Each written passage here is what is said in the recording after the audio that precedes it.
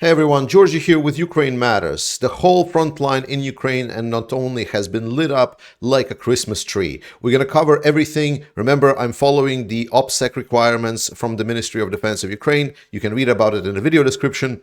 Let's go. We start by covering the situation in the Belgorod region, where the Russian Volunteer Corps and the Freedom of Russia Legion are continuing to be not exterminated, because Russian Ministry of Defense has claimed that they have cleaned and destroyed all the insurgents multiple times by now. There is a whole of discussion whether or not Prigozhin is going to move to support them. But the point is that Russians had in this region about 20,000 strong force on paper. But that's the problem. That's the whole problem of the Russian military. Everything is on paper. It's all a fake. So now they are suddenly discovering that Freedom of Russia Legion and the Russian Volunteer Corps is not a very large group. It's about a group from about 500 to 1,000 men. They're somewhat lightly armored, so they don't have like major like tank formations or anything. It's mostly light vehicles and some small arms. The fact that Russian army is having trouble dealing with these is actually incredible. And we've seen different sources, but the point is that the group is using a lot of hit and run tactics. While they are occupying a couple of settlements, and I'm going to show you which ones, the general perspective is that they want to make this front line as problematic for Russians as possible. So if their approach is, if situation gets too hot, then they are pulling out. Their main goal is to essentially attract attention, and that's what they're doing. Russians are not very eager to dedicate more forces in the area, but maybe they will not have an option, because right now the situation is developing in the Shebekino area. I will show you where it is on the map. It's right kind of northeast from the Kharkiv, the second largest city in Ukraine. So in that Shebekino region, we have heard that insurgents came into this area. We know that they're operating in this area right here as well, but there are small villages, so there is like very little contact points. And there has been also confirmation that they are pretty much controlling this Nova Tavolzhanka settlement. It's a settlement that is about 5,000 men big, so it's been evacuated as far as being cleared right now. And this is where the Russian Volunteer Corps and the Russian Freedom Legion are holding their defenses. We also know that they're operating on the outskirts of Shebekino, and Shebekino, some people are claiming it's partially controlled.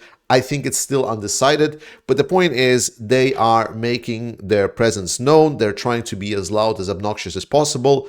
In a general perspective of the war, what they're doing is a very, very small scale, but they're trying to be very loud about it. So I'm covering this mostly to kind of explain to you that there is some situation that are developing. They are being annoying for the Russian military. They're showing that Russian military is incapable to defend their civilians in their own borders.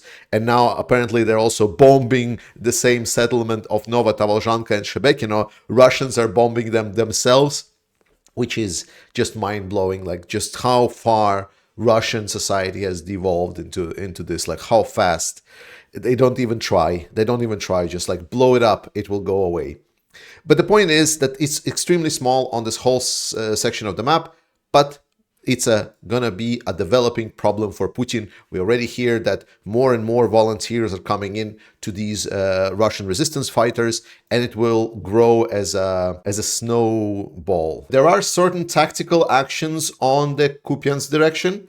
There's it's actually a good point to cover. So to not cover every small tactical actions, just know that on the whole front line, for the most part, even in Kherson region, Ukrainians are executing aggressive actions, because what Ukraine is trying to create is they want to create tension and problems for Russians at as many places as they can. So all the resources are occupied. So even if the resources, for example, Ukraine doesn't want to achieve anything in the area, they still want to occupy Russian resources. So instead of me maybe going through every kind of settlement and every place, I will just kind of explain that this northern part, no major breakthroughs by the Ukrainians are known. There are reports that are clashes and contested certain settlements, But this part right here is where Ukrainians are trying to create tensions for the Russians, at least to bind the troops that are already in the area so they cannot be redeployed. Following the OPSEC rules, I cannot disclose the precise information because Russians have not been telling about this, but just know that things are happening around this Bilohorivka, Severodonetsk region. Certain things, certain movements, so far not covered. For Bakhmut, there are multiple axes of advances that Ukraine is executing here. They've taken a couple of really good positions. They're already taking positions that are kind of the starting of advancing to the major defense points around Bakhmut. Now, I want to first cover this part here because this is where Ukrainians came in and took this area, so it's now under Ukrainian control, or gray zone if you want. But the point is that Ukrainians will not try to go deep into Bakhmut. That is not Ukrainian way. This is not how they've been operating, and nothing actually really tells that this is what Ukrainians are going to be doing. What instead they're going to be doing, we definitely know that there's going to be an advancement from Orikhovo-Vasilivka, and already some confirmation from the Russian side that it is happening. Additionally, there is confirmation from the Russian side that Berkhivka is almost completely captured by Ukrainians, which is a major point. It's a major point for Ukrainians because it's almost already gets them to the crossing, the important one. And after that, this crossing, and especially Paraskovivka and Krasnohora, so this area here, they are extremely important because once Ukrainians capture these areas after Berkhivka, its next step, is when basically this northern part over here becomes untenable for Russians. So right now, there is still ways to go for Ukrainians, but we definitely hear that tempo has been advancing. And the main reason why it has been advancing is that Russians in the area suddenly have started reporting that they're having shortages of ammo deliveries. Ukrainians, for some reason, started just making sure that no ammo is delivered to the defenders around Bakhmut on the Russian side. On the south side, so this is where interesting parts are happening. We hear that there is an advancement of Ukrainians towards this part of the hill around this Klishivka here. And additionally, Ukrainian forces have taken these southern areas of Bakhmut, and this allows kind of to go into this path forward. So Ukrainians are trying to take Russians in a small pocket. So they're able to clear out this northern part over here in the center to help them establish the line. And this will be, again, the major starting point for Bakhmut. And this is what we're looking for. The tempo is good. The advances are good. News that we're hearing from our defenders of Ukraine are good. So all of the things are happening. Next direction that will be interesting to know is Avdiivka, Opytne, and like this area right here. That's going to be for us to watch out for, and I'm going to be updating you as we go along. Beyond that, the same kind of part that I talked about, the northern part around Kurdyumivka, Ozarynivka here, we also hear certain Ukrainian advances. If they will be able to develop that would be very good, but so far nothing here. Around Avdiivka, unfortunately, I cannot pinpoint precise location yet, but I hear the news that Ukrainians have been able to push Russians out of some forward positions. But generally speaking, no kind of major attacks, at least, that are being reported from the Ukrainian side. A lot worse situation is for Russians around Marinka. There they tried to attack, and then they got their faces caved in. Well, to be honest, like what's left of Marinka. Let's not forget that it's a little bit of just a lot of dust on the ground rather than a city. And then we come to the south side. This is where the most action is expected because this is the direction of attack. And a lot of people already jumped to conclusions that Ukrainian great big attack has started. Now, we already agreed that the counteroffensive has begun. Yes, but this so far has not been the big great attack as we're speaking. Because what we've heard and seen right now, it was mostly Ukrainian scouting units. It was units where there was like one tank, plus couple of like armored trucks like MRAPs. It was some of the light tanks, and actually I'm pretty sure you've heard the news about that Ukraine has been utilizing Leopard tanks in this direction, in the southern direction. Well, those are not Leopard tanks. It's because Russians are so shit at telling the equipment apart. They couldn't tell apart Leopards from the AMX 10RC. I believe it's the French supplied, like a light, basically gun on the wheels. It's not really a tank. It doesn't hold. It's not like an armored, like heavy armored vehicle. But the point is that right now things are happening here. And important for you to note, guys, some people think that Ukrainians and Western equipment is completely infallible and cannot be destroyed. It can. We will see pictures of Russians hitting a lot of these initial scouting units, because the first kind of part, is the getting into the finding out where the weak spots is. This is where Ukrainians just need to do recon and force. They're starting to find the minefields. They're starting to finding out where the artillery positions of Russians is. They are doing everything right. But where are they going at? Oh, there's a lot of things that are happening. So we hear first and foremost that Russians are reporting that Ukrainians are already pretty much storming Volodymyrivka, which is around Vuhledar area. We hear that, well, I think it's a little bit of over exaggeration, because Russian social media right now in a state of panic. They're reporting everything. I have not seen any confirmation, so I'm a little bit skeptical on that. We also hear that Russians are being pushed out of Novodonetsk, which is over here, so it's around this area. The more advances that have been confirmed is actually in the area of Novodarivka and Niskushne, and actually there's another village. Let me just get it closer a little bit.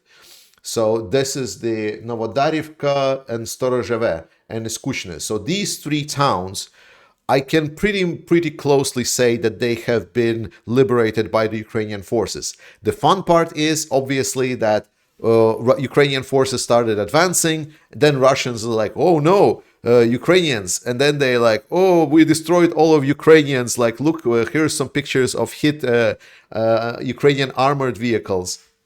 But it turned out that while they hit some vehicles, most of the Russians retreated from the area, and now at least I am hearing confirmations that these villages are liberated from the Russians. That doesn't mean that it's a like completely safe zone for Ukrainians, but it's an advances nonetheless. So all in all, we see the advances of about 2 to 5 kilometers from part to part. This is not yet that deep. This is not yet in force that we would expect. So we don't see any kind of tank fists trying to go and brute force crush. We don't see a lot of engineering equipment. We only see, like a columns of some lighter mine resistance vehicles that their job is basically, to see, make sure that they can find where the weak spots of the enemy is and be protected if they even drive over the minefield. This is just the beginning. It's going to get worse, and it's going to get worse for Russians really, really fast. You need to be on the lookout for it.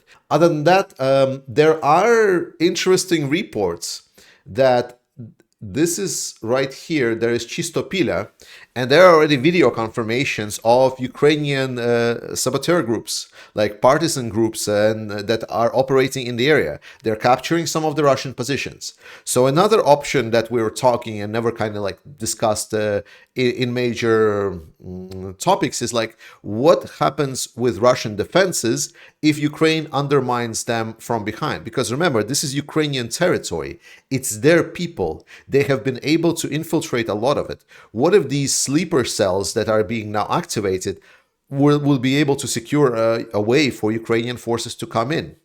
So one of the important things that we haven't discussed is the potential for an attack from behind for the Russians. Now, this was small. This was just basically a couple of security guards killed on the Russian side. But all in all, we see that Ukrainians are operating behind the enemy lines from the Russians. I'm pretty sure they were able to infiltrate through the river at one time or another. Talking about the river, Russians are not having good time around Kherson Oblast. Again, small tactical movements here. Mostly there are reports that some Russians got stuck on the islands in the middle of Dnipro because they tried to recapture them from Ukrainians. But now Ukrainians have destroyed any kind of floating vehicles that they had, so they cannot get out. So it's a little bit interesting fun. But the main part is that Ukraine is definitely on aggressive. It is now trying to stretch the Russians. It is now trying to make sure that Russians are in tension, that they feel that they are being engaged in all parts of the front line. Right now, obviously, the biggest kind of like giveaway that Ukraine is trying to sell to Russians, again, I'm not buying it right away, is that, oh, the direction that we're actually looking for is like Velika Novosilka to Berdyansk slash Mariupol. Potentially, but we'll see how the situation will develop. So far, the main takeaway is that main force of Ukrainians is not even in sight. A couple of things to kind of wrap it up.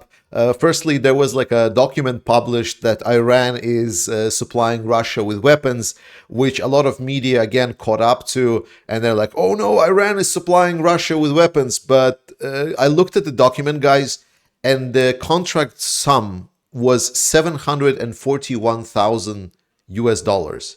It was less than $1 million.